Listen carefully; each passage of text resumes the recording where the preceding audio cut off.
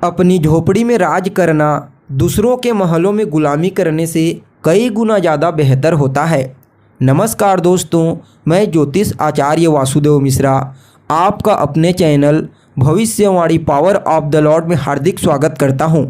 दोस्तों, आज का यह ज्योतिष का कार्यक्रम आप लोगों के लिए यानी कि मेष राशि वालों के लिए बेहद ही ज़्यादा खास और विशेष कार्यक्रम साबित होगा। गोचर कुंडली में जब किसी भी प्रकार से राजयोग का निर्माण होता है तो कुछ बेहतर और सकारात्मक परिणाम की प्राप्ति होती है और ऐसा ही प्रभाव आज से लेकर आने वाले 25 मार्च तक गोचर कुंडली के माध्यम से आपके लिए देखने को मिलेगा। जी हाँ, गोचर कुंडली में एक नहीं, दो नहीं, बल्कि पूरे 30 साल के पश्चात एक अद्भुत राजयोग का निर्माण हुआ है और यह राजयोग आने वाले 25 मार्च 2024 तक आपके लिए प्रभावी रहेगा।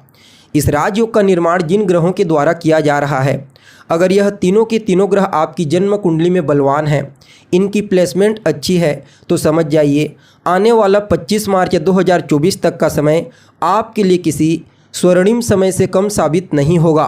भले ही यह राजयोग ज़्यादा दिनों के लिए ना बन रहा हो, लेकिन फिर भी 30 से 35 दिनों में ही इस राजयोग के अद्भुत प्रभाव से आपका पूरा का पूरा जीवन बदल जाएगा। आप कह सकते हैं कि यह राजयोग आपके जीवन में कुछ बड़ा बदलाव करने के लिए आया है, क्योंकि जिन 3 ग्रहों के द्वारा इस राजयोग का निर्माण किया जा रहा है, यह तीनों के तीनों ग्रह अगर किसी की कुंडली में बलवान हो जाते हैं तो फिर अन्य ग्रह थोड़े कमज़ोर भी हो जाए तो कोई फर्क नहीं पड़ता, क्योंकि ये तीनों के तीनों ग्रह जातक को उसके जीवन काल में सब कुछ प्रदान कर देते हैं। इसलिए जब भी इन तीनों ग्रहों का किसी भी प्रकार से कॉम्बिनेशन होता है तो यह अपना सर्वश्रेष्ठ और सकारात्मक परिणाम देने के लिए बाध्य हो जाते हैं।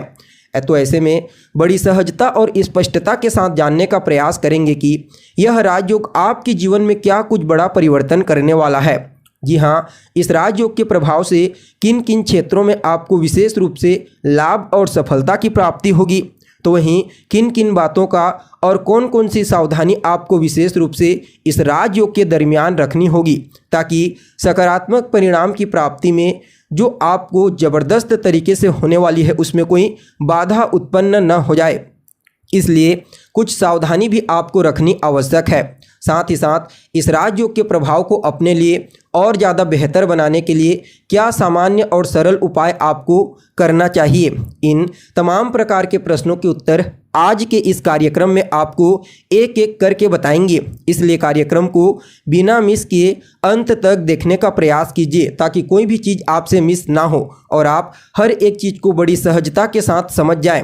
और अगर आप अपनी जन्म कुंडली पर हमसे परामर्श लेना चाहते हैं तो डिस्क्रिप्शन बॉक्स में और वीडियो के अंदर आपको हमारा व्हाट्सएप नंबर मिल जाएगा, जहां से आप व्हाट्सएप करके अपनी जन्म कुंडली का विस्तार पूर्वक अध्ययन करवा सकते हैं।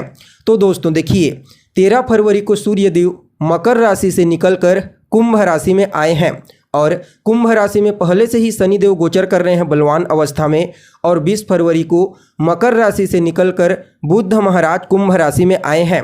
तो ऐसे में 20 फरवरी से कुंभ राशि में शनि, सूर्य और बुध, इन तीनों ग्रहों के द्वारा इस राजयोग का निर्माण किया जा चुका है और आने वाले 25 मार्च 2024 तक यह राजयोग आपके लिए प्रभावी रहेगा। देखिए, यह राजयोग आपके जीवन में आपको अद्भुत परिणाम प्रदायक साबित होगा। क्यों? क्योंकि इस राजयोग को बनाने वाले ग्रह बेहद ही ज़्यादा बलवान और मजबूत हैं अभी गोचर कुंडली में। तो कैसे? देखिए, सबसे पहले तो शनि अपनी खुद की मूल त्रिकोण राशि कुंभ राशि में गोचर करते हुए अपने आप को बलवान बनाए हुए हैं। वहीं ग्रहों के सम्राट सूर्यदेव शनि के घर में गोचर करते हुए शनि के द्वारा बल की प्राप्ति कर रहे हैं और यहाँ पर सूर्य के जो मित्र ग्रह हैं यानी कि मंगल, गुरु और चंद्रमा, ये तीनों के तीनों ग्रह भी अभी गोचर कुंडली में बलवान ही हैं। साथ ही साथ यहाँ पर सूर्य को राहु का और बुध का भी बल प्राप्त हो रहा है। तो ऐसे में यहाँ सूर्य बलवान हुआ और बुध अपने मित्र के घर में गोचर करते हुए और अपने पिता के साथ गोचर करते हुए अपने आप को बलवान बनाए हुए हैं। और इस समयावधि में जो धन का कारक ग्रह है देवगुरु बृहस्पति, वह भी बलवान है। पराक्रम का कारक ग्रह मंगल भी उच्च राशि में है और कहीं ना कहीं इस समयावधि में आपके लिए राहु और केतु की प्लेसमेंट अच्छी ही कही जा सकती है इस राजयोग के मामले में। तो ऐसे में यह समय आपके लिए इतना बेहतरीन और सकारात्मक परिणाम प्रदायक होगा कि कहना ही क्या। देखा जाए तो आप लोगों के लिए यानी कि मेष राशि वालों के लिए यह राजयोग गोचर कुंडली में आपके 11वें भाव में बना है। 11वां भाव किस चीज़ का होता है? वैसे तो मूल रूप से देखा जाए तो यह आपकी आय का स्थान होता है, आपकी इनकम का, लेकिन यह आपकी आय के साथ साथ और कई चीज़ों का प्रतिनिधित्व करता भाव होता है। यहाँ से आपकी इच्छाओं, आपकी जो डिजायर्स होते हैं और रिश्तों में आपके बड़े भाई बहन का प्रतिनिधित्व करता भाव कहलाता है। साथ ही साथ यह छठे से छठा होने के चलते रोग, ऋण और शत्रु की स्थिति को भी आपके जीवन में बताता है। देखा जाए तो इस समय आपके लिए सूर्य और बुध ये दोनों ग्रह भी, वैसे तो नैसर्गिक रूप से सूर्य आपके मान सम्मान, प्रसिद्धि और सफलता के कारक होते हैं और बुध जो होते हैं वह आपकी बुद्धिमत्ता, आपकी चतुराई, आपकी कम्युनिकेशन स्किल्स के कारक होते हैं। लेकिन प्रॉपरली आप लोगों के लिए, मेष राशि वालों के लिए ये दोनों ग्रह अलग अलग प्रकार से कंट्रोलर के रूप में कार्य करते हैं। जैसे कि सूर्य आपकी बुद्धिमत्ता, आपके ज्ञान, आपकी चतुराई, आपकी लव लाइफ, आपकी संतान और कहीं ना कहीं आपके पूर्व के पुण्यों का कंट्रोलर ग्रह होता है, जबकि राजकुमार बुध आपके पराक्रम, आपकी हिम्मत यानी कि आपके साहस, आपके कॉन्फिडेंस, आपके कम्युनिकेशन स्किल्स, कहीं ना कहीं आपके रोग, ऋण, शत्रु ये चीज़ों का प्रतिनिधित्व करता ग्रह माने जाते हैं। और शनि जो आपके लिए लाभेश और दशमेश बनते हैं। तो ऐसे में आप समझ सकते हैं इन तीनों का एक साथ लाभ भाव में पूरे 30 साल के पश्चात यह राजयोग बनाना, यह अपने आप में ही अद्भुत कहा जा सकता है। पहले तो इस राजयोग के प्रभाव से आपके जीवन में आय के जो साधन अभी तक बाधित हुए पड़े थे वह सब के सब फिर से खुलने वाले हैं। जी हाँ, इस समय आपको इनकम के एक नहीं बल्कि अनेक स्रोत प्राप्त होंगे।